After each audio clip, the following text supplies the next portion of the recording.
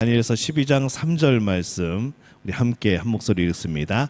지혜 있는 자는 궁창의 빛과 같이 빛날 것이요 많은 사람을 옳은 대로 돌아오게 한 자는 별과 같이 영원토록 빛나리라. 아멘. 우리 옆에 분들하고 인사합니다. 하나님이 우리와 함께 하십니다.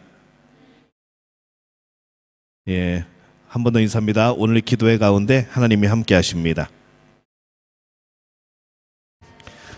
옆에 있는 분이 아니라 조금 멀리 떨어져 있는 분들에게 인사를 하는 그런 수 있습니다. 오늘 또 이 자리에서 또 오늘 우리 온라인으로 또 기도회에 참여하는 우리 믿음의 가족들에게 하나님의 크신 은혜와 또 평강의 복이 늘 함께 하시기를 예수님의 이름으로 축원합니다.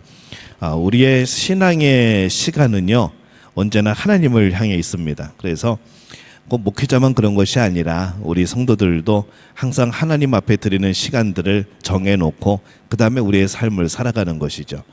그렇게 살아가는 삶이 진짜 복된 삶이고 그게 신앙생활입니다. 그냥 내가 남는 시간에 하나님을 섬기고 내가 남는 시간에 하나님을 생각하고 내가 할 일 다 하고 하나님을 찾는 거 그거는 신앙생활이 아닌 것이죠. 하나님은 그냥 덤으로 우리에게 주어진 분이 아닙니다. 하나님이 우리의 삶의 중심이 되어지고 우리의 삶은 하나님을 위한 덤으로 주어지는 그러한 삶의 현장이 되어지는 것이죠. 그래서 이 땅에서 우리가 살아갈 때에 하나님이 우리에게 주신 사명들이 있습니다. 그런데 우리에게 있어서 가장 큰 사명이 뭔가 할 때에 바로 이 복음을 전하는 것이 우리들에게 주신 가장 큰 사명이 되어집니다. 우리가 세상을 살아갈 때에 가장 복된 것이 있습니다. 이 두 가지가 있는데요.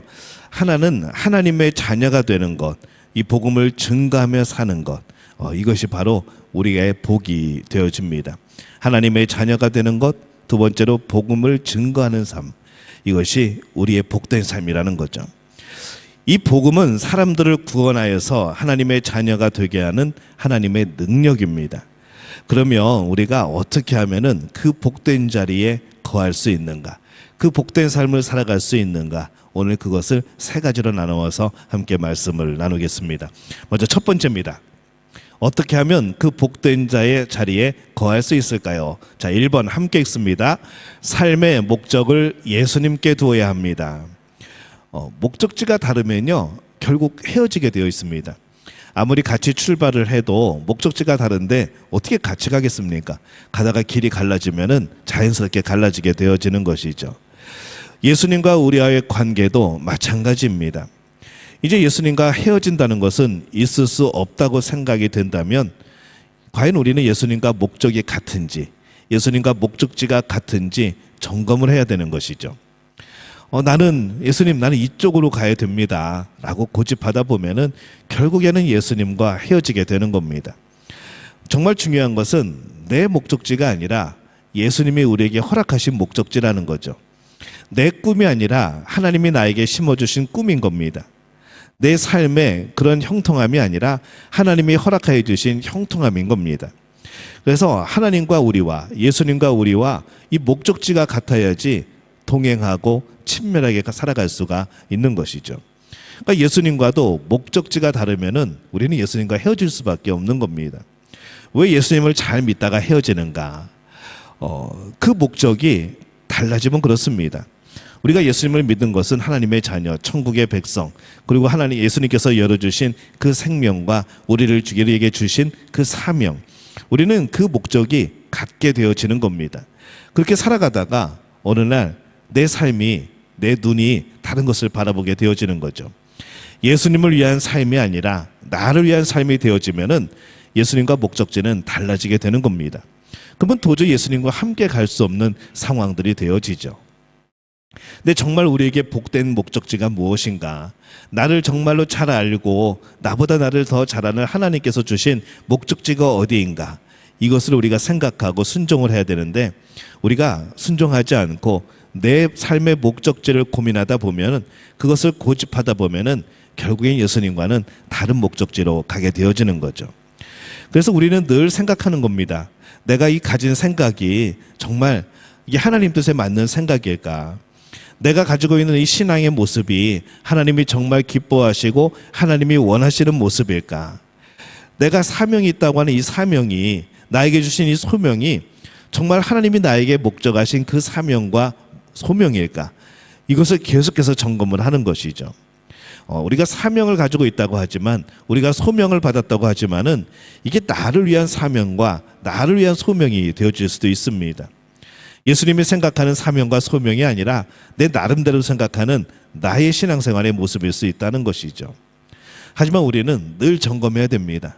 예수님이 주신 사명인지, 예수님이 주신 소명인지, 예수님하고 나의 목적지는 정말 같은 것인지, 이것을 발견하고 이것을 늘 생각하고 찾아야 하는 것이죠. 이 많은 그리스도인들이요, 하나님께서 주시는 선물에는 굉장히 관심이 많습니다. 하나님 뭘 주실 건가요? 하나님 어떻게 이루어 주실 건가요? 하나님 나를 어떻게 풍요롭게 하실 건가요? 근데 정작 우리가 잊어버리는 것은 그 풍요로움과 그 복을 주시는 하나님을 잃어버리는 겁니다. 선물에만 관심이 있고 선물을 주는 이 하나님께는 관심이 없는 거죠. 우리가 어린이날 선물을 주고 생일날 선물을 주고 그러는데, 사실 그 선물이 기대가 되기는 합니다. 어떤 선물을 받을까? 어떤 선물을 내가 가지게 되어질까? 저 박스 안에 들어있는 선물은 뭘까? 생각을 하는 것이죠. 근데 정말 우리가 잃어버리고 사는 것은 이 선물이 중요한 게 아니고 그 선물을 주시는 분이 누구인가? 이것을 먼저 생각을 해야 되는 겁니다. 근데 우리가 어렸을 때 기억하지만은 우리는 선물에 관심이 있었지, 어떤 마음으로 그 선물을 준비했는지, 어떤 마음으로 그 선물을 들고 콧노래를 부르면서 집으로 돌아오셨는지 우리는 이런 생각하지 않았던 것이죠. 근데 우리 신앙생활의 모습이 비슷합니다. 하나님이 뭘 주실까? 주신다고 했으니까 뭘 분명히 준비하시는 것이 보여지고 또 그것이 느껴지고 그럽니다. 그럼 마음이 설레죠. 그러면서 생각이 어디에 꽂히는가 하면은 이 선물은 과연 무슨 선물일까? 꽂혀버리는 겁니다. 하지만 정말 한 가지를 더 우리가 생각한다면 그 선물을 주시는 하나님의 마음인 거죠. 왜 나에게 이런 선물을 주셨을까? 왜 나에게 이런 형통한 그런 선물을 주셨을까? 왜 나에게 이런 일을 통하여서 풍요롭게 하셨을까?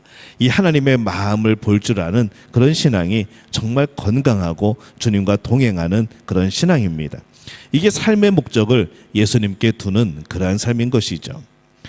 내 사업이 잘 되는 것, 내 몸이 건강하고 자녀가 잘 되는 것, 내 기도가 응답받는 것에는 관심이 많은데 그것을 주시는 주님에게는 관심이 없다는 것, 이게 참 말이 안 된다는 것이죠.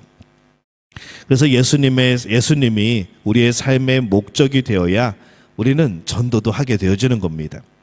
십자가에 달려서 피 흘리시고 죽으셨던 예수님은 온통 지옥으로 가는 영혼들에게 관심을 가지셨습니다. 그냥 그 생각뿐이신 거죠. 어떻게 하면 저들을 구원할까? 어떻게 해야 저들을 지옥에서 건져낼까? 저들의 길이, 지옥으로 향하는 길들이 어떻게 하면 바뀌어서 하늘나라로 향하게 되어질까? 그래서 이 예수님은 지옥에 갈 영혼들을 구원하시기 위하여서 십자가에 못 박히신 것이죠. 그러니 지금도 예수님의 마음은 똑같은 겁니다. 죽어가는 영혼들에게 복음을 전하는 것에 예수님의 마음과 목적이 있는 겁니다. 그래서 이 구원의 삶의 목적이 된 사람만이, 이 구원이 삶의 목적이 된 사람만이 예수님과 계속하여 동행할 수가 있다는 것이죠. 목적지가 같게 되는 겁니다. 지옥 가는 영혼들을 구원하는 것, 그들에게 복음을 전하는 것, 이 목적이 같으면은 이 전도가 능력이 되어지고 이 전도가, 복음 전파가 우리에게 커다란 역사가 되어지는 겁니다. 근데 그 일을 행했던 사람이 누구인가? 우리는 사도 바울에게서 그 모습을 보는 거죠. 사도 바울의 목적은요, 오직 예수님이셨습니다. 예수님이 기뻐하신 일을 이루는 것, 그게 바울의 목적이었습니다. 그것이 하나님께서 사도 바울을 통해서 그토록 놀라운 전도의 역사를 일으키신 이유라는 것이죠. 목적지가 같았다는 것이죠. 우리 고린도전서 10장 31절 말씀을 우리 함께 읽겠습니다.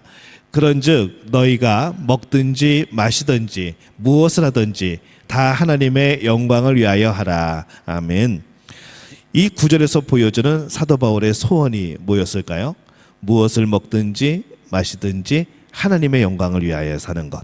이게 이제 바울의 소원이었던 것이죠. 빌립보서 1장 20절에서 21절입니다. 함께 읽습니다. 나의 간절한 기대와 소망을 따라 아무 일에든지 부끄러워하지 아니하고 지금도 전과 같이 온전히 담대하여 살든지 죽든지 내 몸에서 그리스도가 존귀하게 되게 하려 하나니 이는 내게 사는 것이 그리스도니 죽는 것도 유익함이라. 이 구절에서 보여주는 바울의 소원이 뭐였습니까? 살든지 죽든지 그리스도를 존귀하게 하는 것. 이게 바울의 소원이었다는 것이죠. 고린도 후서 5장 9절입니다. 우리 함께 읽습니다. 그런즉 우리는 몸으로 있든지 떠나든지 주를 기쁘시게 하는 자가 되기를 힘쓰노라. 이 구절에서 보여주는 바울의 소원이 무엇이었을까요? 몸으로 있든지 떠나든지 주를 기쁘게 하는 것. 이 바울의 소원이고 목적이었다는 것이죠.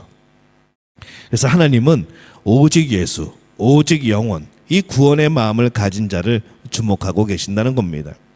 이 사도 바울은요, 좋은 배경, 학식, 신분 모든 것을 가지고 있었지만은 그는 그것을 배설물처럼 여깁니다. 우리가 배설물을 정말로 애지중지하게 귀하게 막 보관하고 늘 바라보면서 흐뭇하게 웃음을 짓고 그러지 않지 않습니까? 오직 그리스도를 알고 얻으려는 한 가지 소원 때문에 이 세상이 좋다고 하는, 이 세상에서 참 대단하다고 하는 이런 것들을 마치 배설물처럼 여기게 되는 것이죠. 어떤 사람들은 그럽니다. 오직 예수, 오직 전도, 오직 선교, 이런 것에 대해서 이 오직이 붙으니까 너무 극단적이 아닌가, 너무 이렇게 치우치면 안 되지 않는가, 이제 그런 생각을 할지도 모르겠습니다. 근데 우리의 자신을 우리가 잘 모릅니다. 우리 인간의 본성은요, 연약하고 게으릅니다. 그래서 오직이라고 해도, 오직 예수라 그래도 예수님을 섬기지 못하고 흔들릴 때가 많다는 것이죠. 오직 전도, 오직 복음 이래도 우리는 그것에 대해서 너무 흔들리는 삶을 살아갑니다.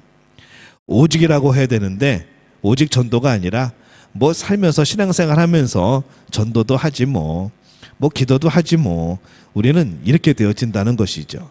오직 예수, 오직 전도, 오직 기도 이렇게 해야 되는데 전도도 하고 예수님도 믿고 뭐 기도도 한번 해보고 우리는 자꾸 이렇게 흘러가는 겁니다. 이 한국 개신교의 최초의 순교자였던 이 토마스 선교사가 이 대동강 모래사장에서 처형을 당하는데 그의 목을 치려는 포졸 이 박충관이라는 사람에게 성경을 전합니다. 예수, 예수, 예수 하면서 이 목을 칠 때마다 순교의 피를 흘리면서 외쳤다는 것이죠. 최후의 순간까지 오직 복음만 전하는 사람. 그 사람은 영국 사람입니다. 근데 우리 민족에게는 최대의 애국자가 되어지는 거죠. 그가 이 민족의 영적인 죽음을 일깨웠기 때문에 이보다 더 큰 선물은 없었을 겁니다. 그러면서 그를 통하여서 많은 이들이 하나님의 자녀가 되어지는 것이죠. 자, 우리 두 번째 볼까요? 어떻게 하면 복된 자의 자리에 거할 수 있을까? 우리 2번 함께 읽습니다. 전도자가 누릴 축복을 바라보아야 합니다. 마가복음 16장 20절 말씀 우리 함께 읽겠습니다. 제자들이 나가 두루 전함팔세 주께서 함께 역사하사 그 따르는 표적으로 말씀을 확실히 증언하시니라. 이 전도자에게 어떠한 복을 주시겠다고 약속을 합니까? 전도할 때 표적이 나타나게 하신다는 거죠. 전도하면요, 능력이 나타납니다. 복음을 전하면 표적이 나타납니다. 여러분의 능력 이상의 하나님의 능력이 나타난다는 것이죠. 또 다니엘서 12장 3절입니다. 함께 읽습니다. 지혜 있는 자는 궁창의 빛과 같이 빛날 것이요 많은 사람을 옳은 대로 돌아오게 한 자는 별과 같이 영원토록 빛나리라. 전도자에게 어떤 복을 주신다고요? 별과 같이 영원토록 빛나리라. 세상에서 성공하고 명예나 권세를 얻는 것보다 더 귀한 일이 전도자가 되는 겁니다. 그렇게 복음을 전해도 끈질기게 거절한 이들이 예수님을 만나면 어떻게 됩니까? 그런 말 하죠. 나를 전도해줘서 고맙다고, 나에게 복음을 전해줘서 고맙다고, 나에게 복음을 전해주지 않았으면 내가 예수님을 만나기 전에 그냥 모든 것을 거부하고 살았으면 이게 내가 지금 예수님을 만나고 이렇게 변화될 수 있었을까 하면서 이 전도한 사람에 대해서 굉장히 고마워한다는 것이죠. 여러분은 누가 전도했습니까? 뭐 부모님일 수도 있고 친구일 수도 있고 그냥 이웃일 수도 있고 그냥 지나가는 사람일 수도 있고 그렇다는 것이죠. 근데 여러분이 천국문 앞에 섰을 때 제일 만나보고 싶은 사람이 누구일까 생각해 보면요, 뭐 우리 부모님일 수도 있고 자녀들일 수도 있지만은 정말 만나보고 싶은 사람은 나를 전도한 사람일 겁니다. 나에게 복음을 전해 주어서 내가 예수님을 만나게 하고 이 천국에서 살아갈 수 있도록 나를 도운 사람. 그 사람이 정말 생각나지 않겠습니까? 마지막 심판 자리에서 가장 감사할 사람은 자기에게 예수님을 알게 해준 사람일 겁니다. 전도를 하다 보면은 전도 대상자가 싫어하고 참 귀찮아할 때도 있습니다. 그러나 억지로 끌려다녔더라도 예수님을 제대로 믿고 천국에 가면 그보다 감사한 일이 어디 있겠습니까? 욕 좀 먹고 그냥 넌 도대체 나한테 왜 그러냐 그러면서 왕따도 당하고 그러면서도 예수님의 복음을 전할 때에 나중에 결과는 천국에서 정말 감사하게 될 거라는 것이죠. 한두 번의 부정적인 반응에 전도를 포기한다면 마지막 때 우리를 향하여서 그들은 이렇게 원망하지 않을까 싶은 거죠. 그때 왜 좀 더 나를 강하게 권하지 않았냐고, 그때 왜 좀 더 나에게 복음을 강하게 전하지 않았냐고, 내가 포기하려고 그럴 때 그때 나에게 좀 끈질기게 복음을 왜 전해주지 않았냐고, 아마 그런 원망을 듣지 않을까라는 생각을 해봅니다. 나중에 하나님 앞에 설 때에 우리를 그렇게 원망할 사람들이 우리에게 있을까요? 우리가 주변을 돌아보면서 우리 지나온 시간들을 돌아보면서 나에게 그런 원망을 할 사람은 없는지 한번 돌이켜 봤으면 좋겠습니다. 자, 세 번째입니다. 어떻게 하면은 복된 자리에 거할 수 있을까? 자, 3번 함께 읽습니다. 우리는 복음을 전하기 위해 파송된 사람이라는 의식이 분명해야 합니다. 사도행전 1장 8절입니다. 함께 읽습니다. 오직 성령이 너희에게 임하시면 너희가 권능을 받고 예루살렘과 온 유대와 사마리아와 땅끝까지 이르러 내 증인이 되리라 하시니라. 아멘. 이 말씀에서 너희는 이 말씀을 직접 들었던 예수님의 제자들만을 말하는 것이 아니라 예수님을 믿는 모든 사람들이 다 포함이 되어집니다. 모든 그리스도인이 열방을 향하여 보냄을 받은 것은 아니지만은 우리 모두는 예수님을 증거하는 사람으로 부름을 받은 것이죠. 부름은 우리 모두가 받았습니다. 우리가 예수님을 영접하고 우리가 성령과 함께 살아가는 것, 이게 예수님의 부름을 받은 거라는 거죠. 하지만 우리가 실제적으로 우리가 선교지에 나가서 우리가 전도의 현장에서 이 보냄을 받은 사람들이 또 특별하게 존재를 하긴 합니다. 하지만은 보냄을 내가 받지 않았다고 할지라도 여전히 나를 부르신 하나님은 복음을 증거하는 사람으로 나를 부르셨다는 것이죠. 그러다 그렇게 생각해 보면요, 우리의 삶이 뭐가 달라지는가 하면은 우리의 가정이, 우리의 이웃과 직장과 학교가 하나님께서 허락하신 복음 전파의 현장이 되어지는 겁니다. 교회에서의 신앙생활이나 활동은 열심히 하는데 이 직장에서 일할 때는 그렇지 못한 사람들 참 많습니다. 직장이 복음 전파의 장이라고 생각하면은 좀 삶이 달라집니다.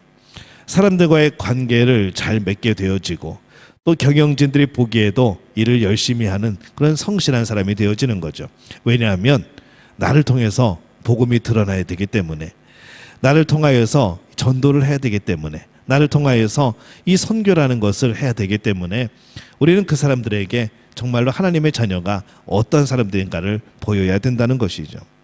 교회에서는 다 천사인데 사회만 나가면은 이 천사의 날개는 싹 없어져 버리고 삼지창을 들고 나타나는 그런 사람들이 많다는 것이죠.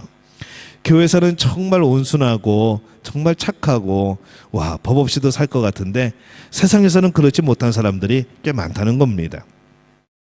교회 안도 복음 전파의 현장이라고 한다면은 우리의 가정과 이웃과 직장과 학교도 복음 전파의 현장이라는 것이죠.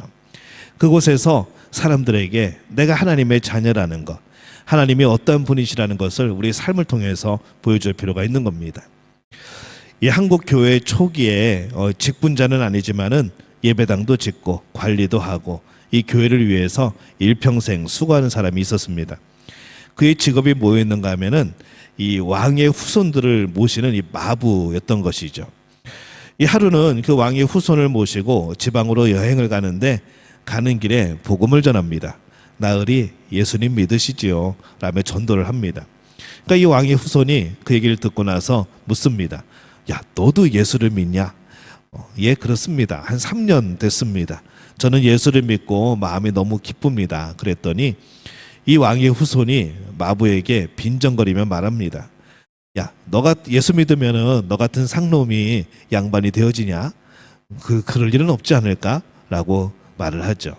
그때 그가 이런 말을 합니다. 나으리, 예수 믿는 도리는 그런 것이 아닙니다. 제가 양반이 되기 위해서 예수님을 믿는 것이 아니라 마부 노릇을 잘 하기 위해서 예수님을 믿는 겁니다. 라고 대답을 합니다. 이 말이 그 왕의 후손에게 깊은 감동을 주었죠. 그리고 그의 마음이 열려서 예수님을 믿게 되었는데 우리나라의 유명한 교회의 목사가 되어진 겁니다.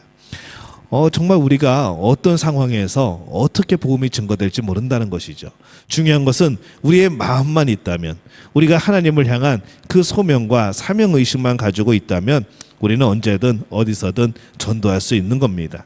그리고 복음을 전할 때에 그 복음에서 나타나는 열매들은 우리가 상상할 수도 없고 우리가 셀 수도 없는 그런 열매들이 열려지게 되는 것이죠. 초기에 우리나라에 복음을 전했던 선교사들, 초기에 복음을 믿고 예수님을 영접하고 복음 전파를 시작했던 사람들, 그 사람들은 정말로 어려움을 겪었을 겁니다. 때로는 집에서도 쫓겨나고 이게 서양 귀신한테 씌워졌다고 막 그렇게 오해도 받고 그러면서 욕먹으면서 살았던 사람들입니다. 순교하는 사람들도 엄청나게 많았습니다.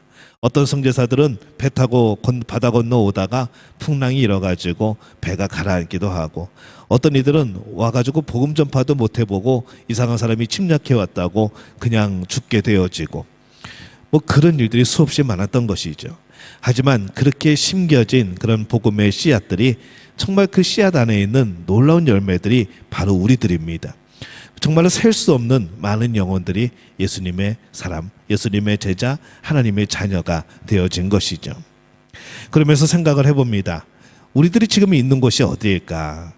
우리들이 살아가는 환경이 어떤 환경일까? 그리고 그곳에서 어떻게 하면 복음을 전할 수 있을까? 이것이 하나님의 마음이라는 것이죠. 예수님의 목적지라는 겁니다. 그러면 예수님과 우리의 목적지는 같아야 되지 않겠습니까? 그렇게 예수님과 목적지가 같은 것, 그것이 바로 복음을 중심으로 우리는 같은 삶을 살아갈 수가 있게 되어지는 것이죠. 올 한 해 살아가면서 우리가 예수님과 우리의 목적이 같아지는 단 한 가지, 이 복음을 전파하는 것, 이것에 주님과 동행하는 우리 믿음의 가족들이 되어지시기를 예수님의 이름으로 축원합니다.